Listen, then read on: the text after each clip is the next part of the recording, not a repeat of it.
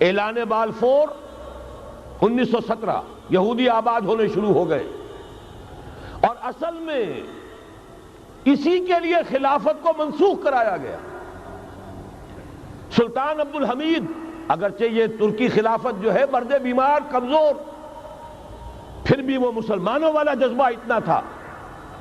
انہیں بڑی سے بڑی رشوت پیش کی گئی تھی۔ ظاہر بات ہے یہودیوں سے بڑھ کر رشوت دینے والا کون ہو سکتا، جن کے ہاں ایسے بینکر ہوں جو 40 بلین ڈالر کا ایک چیک لکھ سکیں۔ پھر یہ کہ ان پر سیاسی دباؤ بہت ڈالا گیا، انہوں نے جب تک خلافت عثمانیہ برقرار رہی یہودیوں کو فلسطین میں آباد ہونے کی اجازت نہیں دی،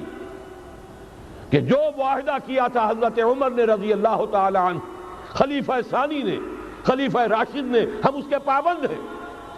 اور ہم یہاں یہودیوں کو آباد ہونے کی اجازت نہیں